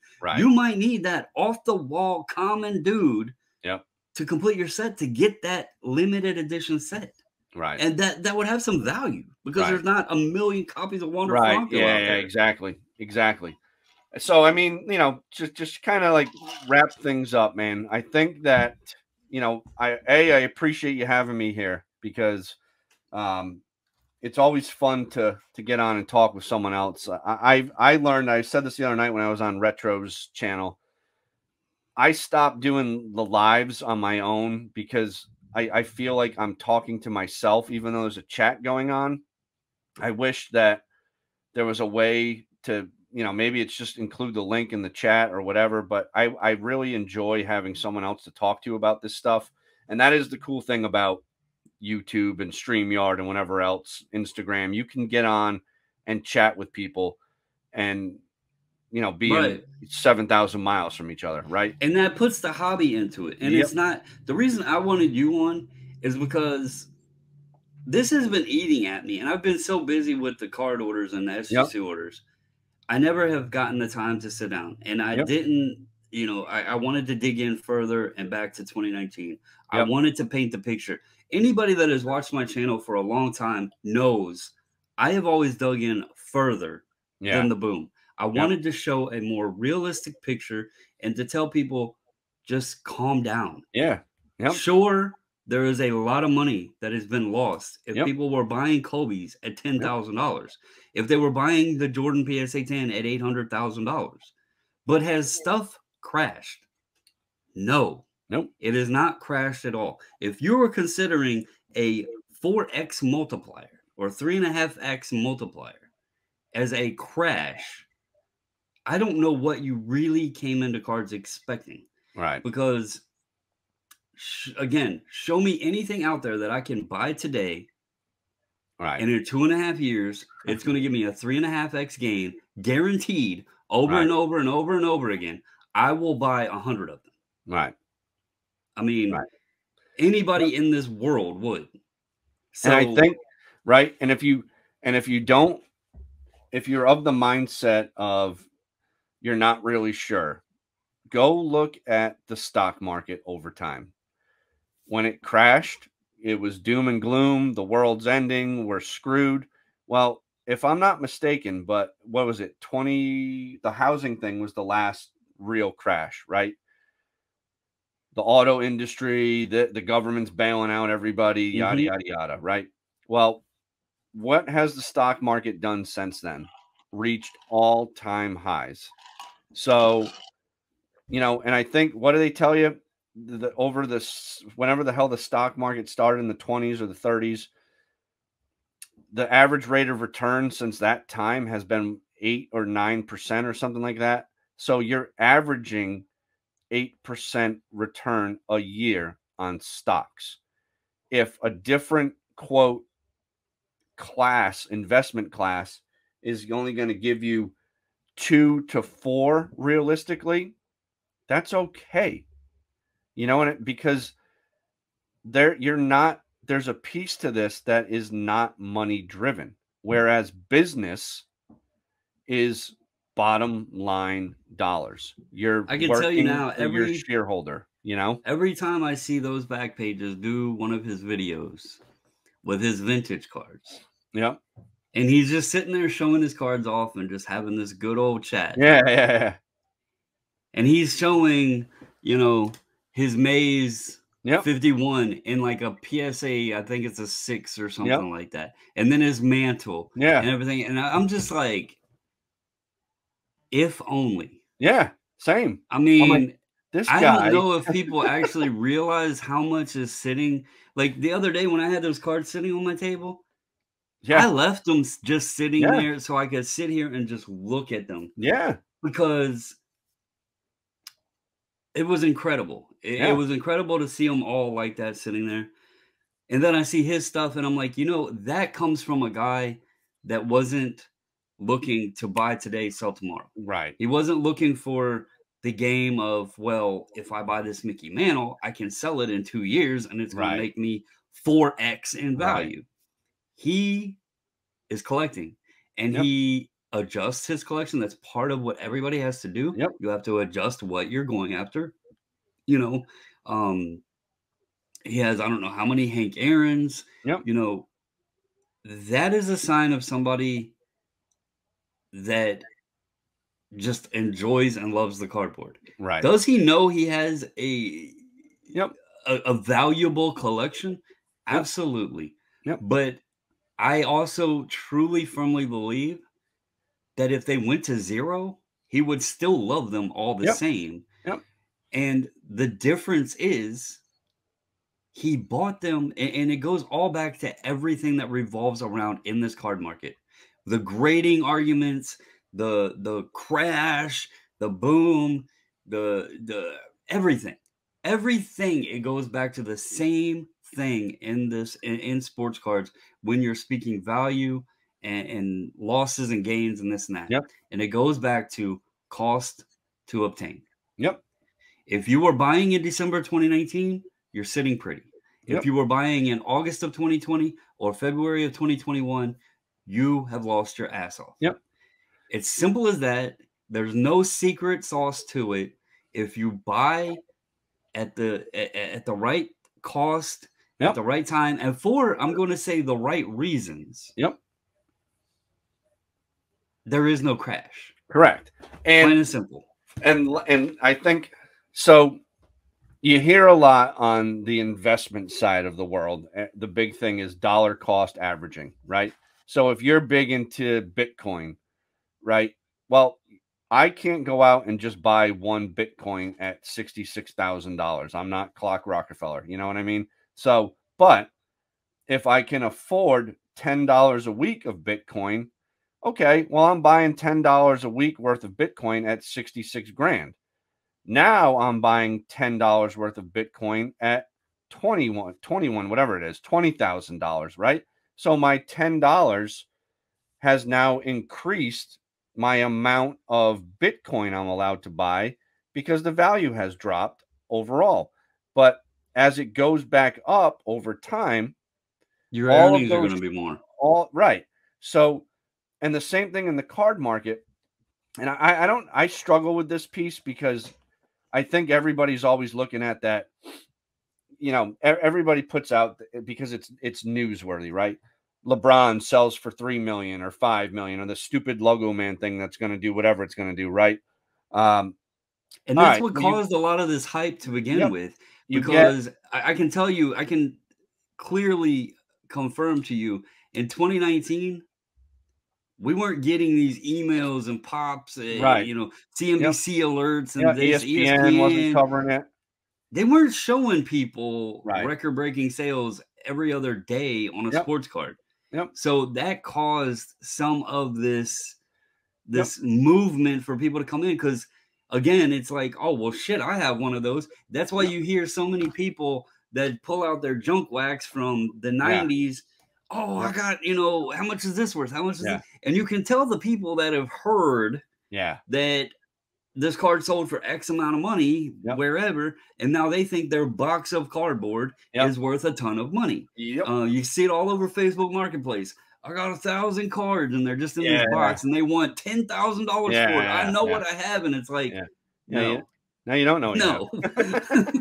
Or you would see the 90s Skybox Michael Jordan up for $300 Yeah, because, oh my God, it's a Michael Jordan card. yeah. Yep. His rookie is 800,000. This 90 Skybox Yep. has to be $300. Yep.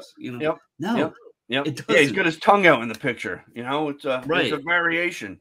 Yeah. But like the what I was getting at was with the headline sales, right? Like this, and I'll just go back to the logo man because that's the one that's either sold or gonna sell here soon. What gets lost in that is, and I talked about this the other night, I've been doing very well using the stupid eBay standard envelope program, right? Cards valued $1 to $20. And what Spoiler I've been, alert, I already have mine pulled up for yep, my video on nice. that. And what I've done is I've bought a lot of Bowman first paper, chrome, whatever, in large quantities, averaging anywhere from 50 cents to $1. Mhm. And I've been selling those cards from anywhere from $3 to $20, if not more on some of them, because I don't even know some of the guys that I buy in these lots. And when I check the prices, I'm like, holy shit, $30 card. All right, bye. I can't even say the guy's name. Don't know, other than he's, the White Sox logo might be on the thing. I don't know who the hell the guy is. Something that gets forgotten, and what you're doing, especially on the paper, you're getting the best per dollar capital on your dollar. And people look at it, well, it's just a paper. It's just a paper. Well, a few things to look at. A, the paper cards, they're easier to obtain. There's tons and tons of them out there. But they serve a purpose, because there's some collectors that don't want to spend that $200 on the Julio Rodriguez Chrome. But the other thing, and that those paper cards have going for them, is they're nice to take to the ballpark. Correct. And get signed. And people will buy them to take to the ballpark and try to graph. Now, yes, is it work?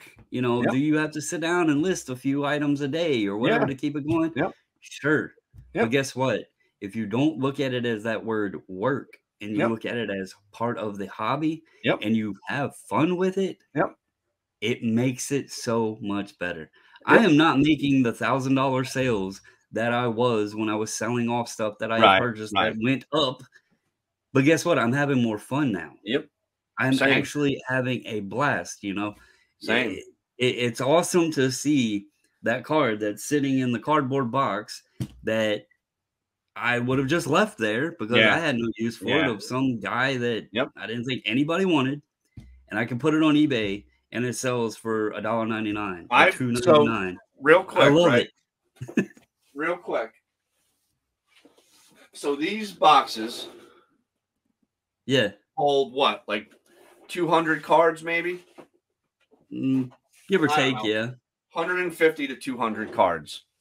So in the since April is when I really went focused on doing this. I've sold one complete box of raw cards that were just sitting there. And the amount of money that I've been able to make consistently every day, I'm averaging right now, I think, about 4 sales a day, if I remember correctly. Prior to one column there was 100. It was 160 cards I've sold in the last 3 months that were just plain white envelope. And I'm looking at it, right?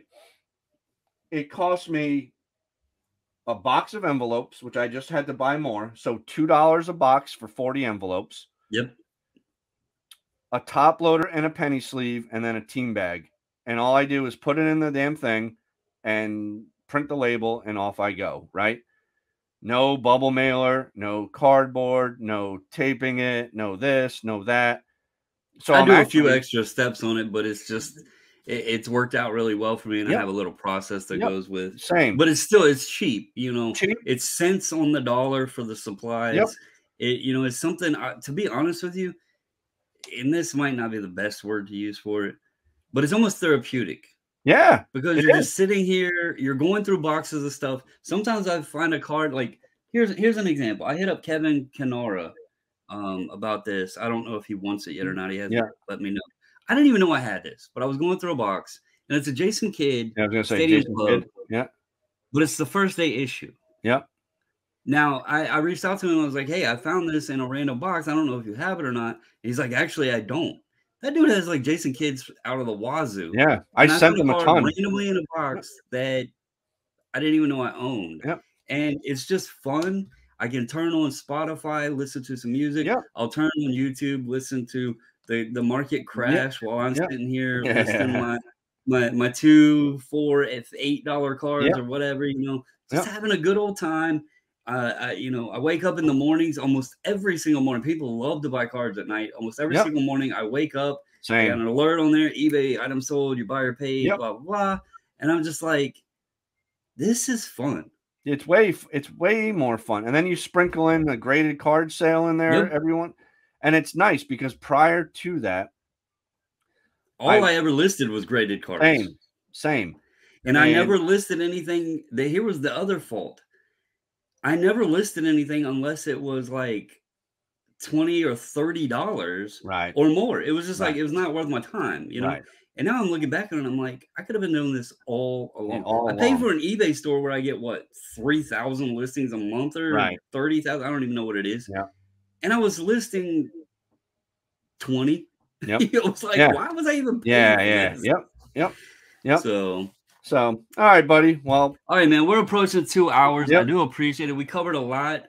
For everybody, if you made it this far, I really hope you enjoyed this. Yeah. God bless you. Again, this isn't to crap on anybody's parade. I do know, folks, I have this up. You can look through it. I do have what cards have dropped from their peaks. The point is, if you only focus on what the cards have dropped from the peaks, then yes, in your eyes, everything is doom and gloom. Throw Yep. all of your stuff in that burning dumpster. Walk the hell away and do Yep. not look back. But if you want to look at a more overall realistic picture and how strong sports cards actually are and how much people have actually gained, focus on the green, because this will tell you how much every single card we discussed has gained, what the multiplier has been since 2019. The market has not crashed. It's corrected, yes, because it was falsely inflated over the period of 2 years. It's back at a more realistic level. Yep. It is still up in some cases, you know, nearly 6x for a Mahomes. McDavid's up over 6x. Kobe is up 6x. That is a lot of multiplier on a 2.5-year gain. 6x. Yep. Not 6%. Yep. 600%. Right. So that's a lot to think about there. You know, again, I appreciate you coming on, John. Everybody go check out his channel. Give the video a thumbs up. Comment below. Let us know your thoughts. If you didn't make it this far, hopefully you can watch in the segments or podcast, whatever. We kind of explain everything. Hope everybody has a great Wednesday, middle of the week. And yeah, anything you'd like to add? No, man, like I said, just appreciate you having me on. And, you know, I just encourage people, you know, before you freak out, take a pause for the cause and do your homework and, you know, think big picture, think long term and why you're back into this. And, you know, Have if fun. it's, yes. And if it's baseball cards that is your thing, then that's what you should do, right? There's no right, wrong way to do this. The wrong way to do this is to start buying things that you don't give a crap about. Because when you do chase that, the money. Yep. You're going to lose more money chasing money than you will lose buying something because you're following your gut, you're following your heart, or just because you like it. Yep. And anyway, my channel, guys, if you haven't been over JD's Sports Cards, I'd love to have you. And again, big shout out. Thanks to Bobbles. So, yeah, thanks, everybody. All right, guys, stay safe, stay healthy. And until the next video, we're out.